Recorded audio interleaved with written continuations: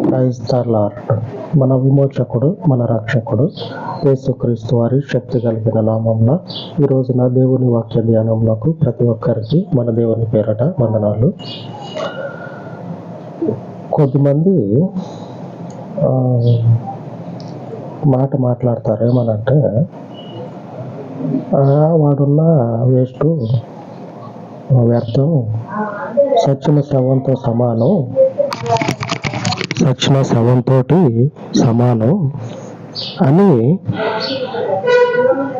ఈ ఎందుకు పనికిరాని వాళ్ళ గురించి చెప్తా ఉంటారు. నిజంగానే అలాంటి పరిస్థితులు ఉంటాయి, మనుషులు ఉంటారు.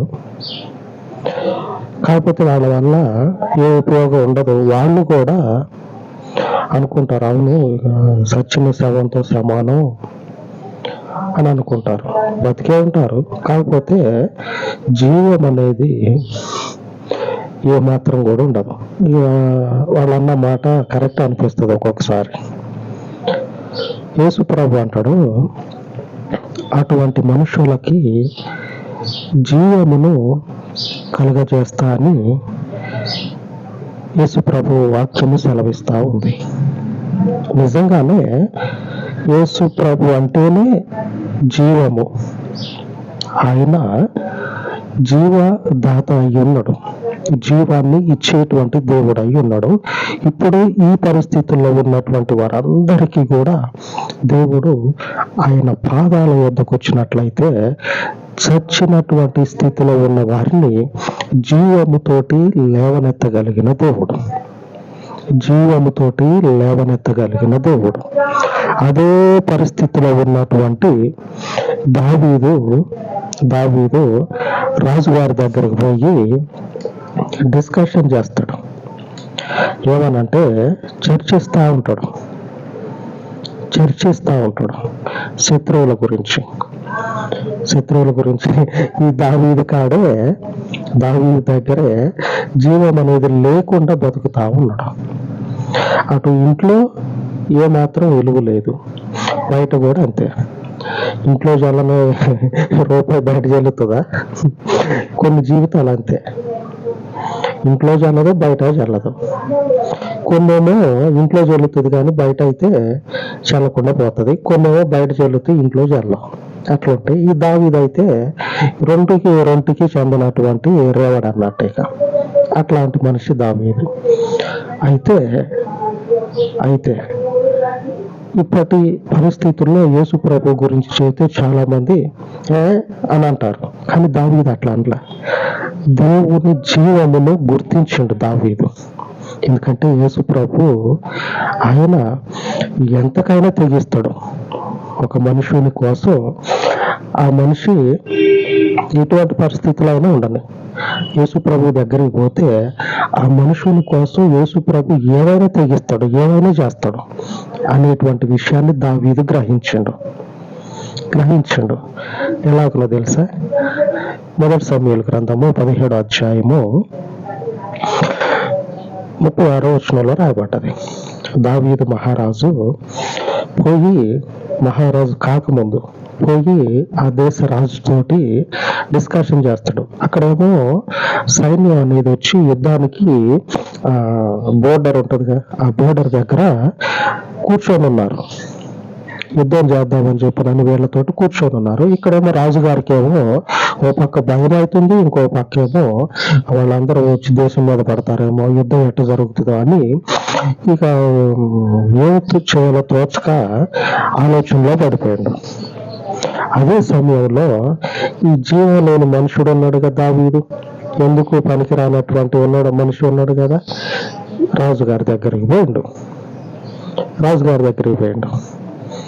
పోయి ఏమని మాట్లాడుతూ ఉన్నాడంటే, దేవుని యొక్క జీవాన్ని, ఆయన యొక్క శక్తిని తెలుసుకున్నాడు కదా. అప్పుడున్నటువంటి ఈ మనుషుడు దేవుని జీవాన్ని గ్రహించి యుద్ధానికి పోవటానికి రెడీ అయిండు. ఆ రెడీ అయ్యే ముందు దేవుని శక్తిని చూసిండు. ఆ మనుషుని జీవితంలో దేవుని శక్తిని గ్రహించిండు, అనుభవపూర్వకంగా గ్రహించిండు. ఇప్పుడు కూడా ఎక్కడ చల్లనటువంటి కాణీలు ఉంటాయి కదా, రూపాయి పిల్లలు కావచ్చు, లేకపోతే జీవితాలు కావచ్చు, మీకు రెండు ఒకటే అనుకోండి. అటువంటి బతుకులకి యేసు ప్రభు ఏం చేస్తాడంటే ఊపిరి పోస్తాడు, బ్రతకమని ఊపిరి పోస్తాడు. ఆ దేవుని దగ్గరకు రండి.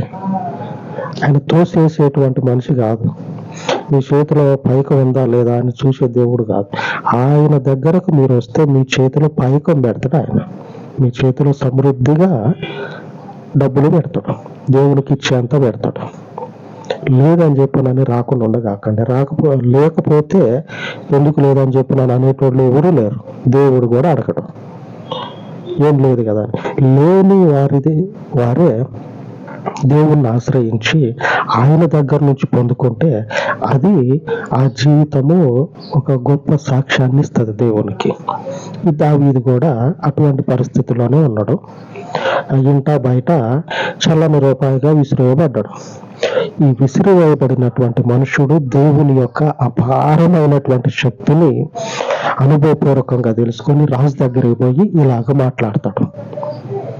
జీవము కలిగినటువంటి దేవుని గురించి ఇలాగ మాట్లాడతాడు. 36వ వచనంలో, ఈ దాసుడనైన నేను ఆ సింహమును ఎలుగుబంటిని చంపితినే, జీవము గల దేవుని సైన్యములను తిరస్కరించిన ఈ సున్నతి లేని ఫిలిష్తీయుడు వాటిలో ఒకదాని వలె అగుననియు, సింహము యొక్క బలము నుంచి ఎలుగుబంటి యొక్క బలము నుంచి తప్పించినటువంటి దేవుడు ఈ పనికి మాలోడ చేతి నుంచి కూడా నన్ను తప్పిస్తాడు.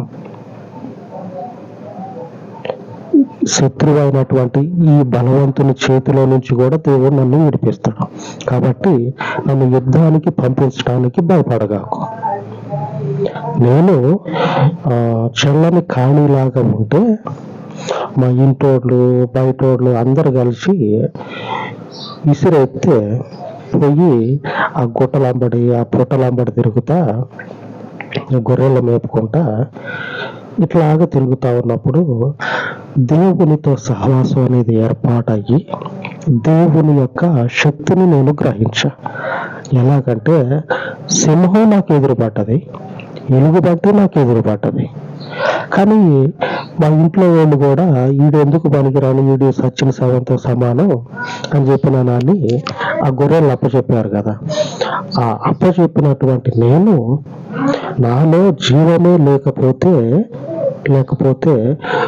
ఎదుటున్నటువంటి ఆ సింహపు బలము నుంచి దేవుని జీవము చేత తప్పించబడ్డా. మరి నా దగ్గర లేదు బలం అనేది, కెపాసిటీ అనేది లేదు నా దగ్గర. దేవుని దగ్గర ఉన్నది. నన్ను బతికించగలిగేటువంటి సామర్థ్యము దేవుని దగ్గర ఉన్నది.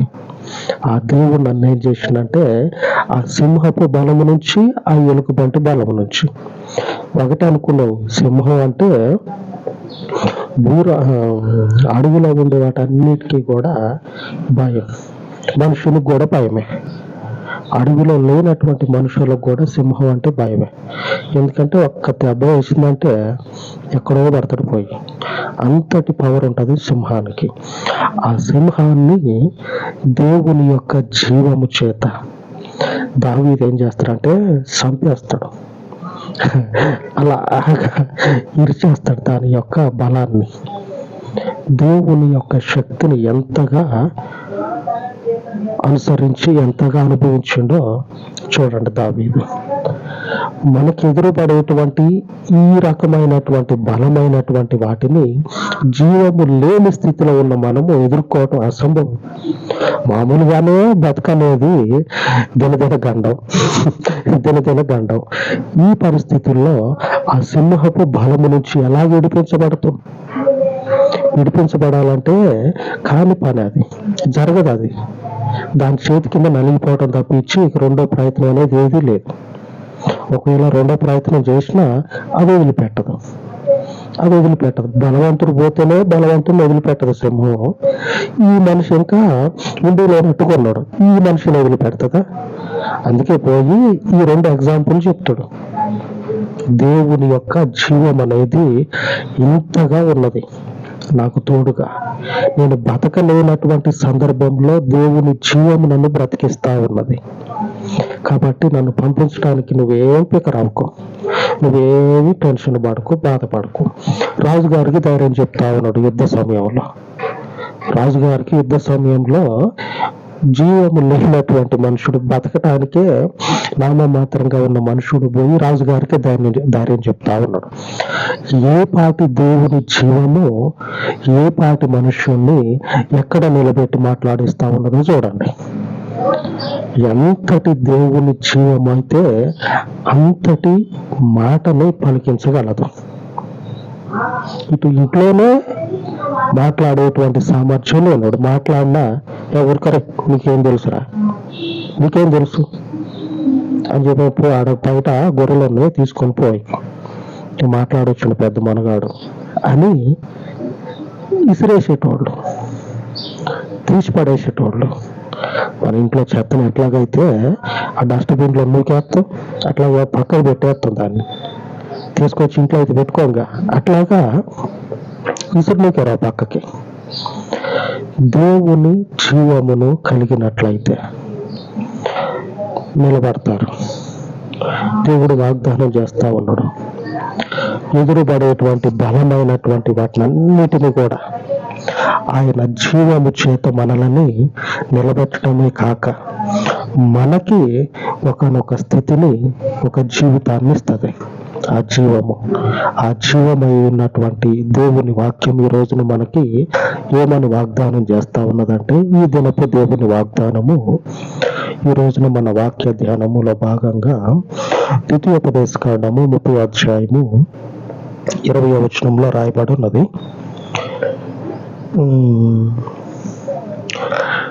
నీ ప్రాణమునకు మూలమైన నీ దేవుడైన యెహోవాను ప్రేమించి ఆయన వాక్యమును విని ఆయనను హత్తుకొనున్నట్లును జీవమును కోరుకొనుడి. నీ ప్రాణమునకు మూలమైనటువంటి నీ దేవుడైన యెహోవాను ప్రేమించి ఆయన వాక్యమును హత్తుకొనున్నట్లు జీవమును కోరుకొనుడి. యెహోవాయే యేసుప్రభు, యేసుప్రభువే జీవము, జీవమే యెహోవా. కన్ఫ్యూజ్గా ఉంటది. ఒక్కడే యేసు ప్రభువే జీవము, ఆయన వాక్యమే జీవము కలిగింది. ఈ వాక్యము మన హృదయాలలో సమృద్ధిగా నాటపడినట్లయితే ఎదుట ఉన్నటువంటిది ఎంతటి సింహమైన సింహానికి తలదన్నేటువంటిది ఇంకేదైనా సరే కావచ్చు, వాటిని ఈ జీవము చేత తుత్తునియలుగా రాయబడి ఉంటది బైబిల్ అక్కడక్కడ. తుత్తునియలుగా అని అంటే పొట్టు రైస్ మిల్లులో మీరు చూసే ఉంటారు. రైస్ మిల్లు వెనకపోతే పొట్టు అంతా వచ్చి పడుతుంది. పొట్టు దేవుడు ఏం చేస్తాడంటే చీసేసి గాలితో పాటు వాటిని ఎగరగొట్టేస్తాడు. అంతటి బలవంతుల యొక్క బలమును ఈ జీవము చేత మనము ఎదుర్కొని మన జీవితాలలో జీవము లేని సమయంలోనే ఆయనను ఆశ్రయించినట్లయితే మనకు ఒక సార్థకతని, మనకొక జీవితాన్ని దేవుడిస్తాడు, ఒక జీవితాన్ని కలుగజేస్తాడు. ఆయన ఆ అద్వితీయుడైనటువంటి దేవునికి అంతటి స్థితిని పొందుకునేలాగా ప్రార్థించుకుందాం.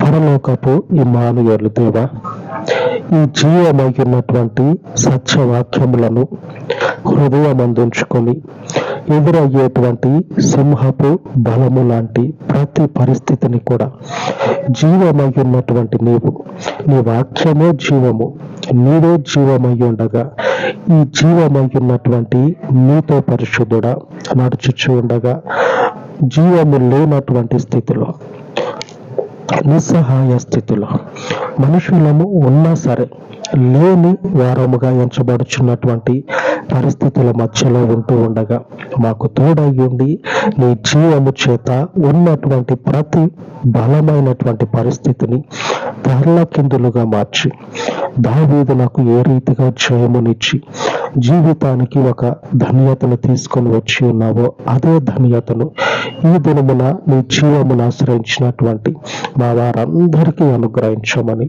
ఈ పాదముల యొద్ద ఈ మనవులు ప్రతిష్ఠించి యేసు మహిమ కలిగిన నామమున ప్రార్థించి వేడుకొనుచున్నాను తండ్రి. ఆమేన్, ఆమేన్. మన దేవుడు మనకు తోడయ్యుండి తన కృపను చూపును గాక. ఆమేన్, ఆమేన్.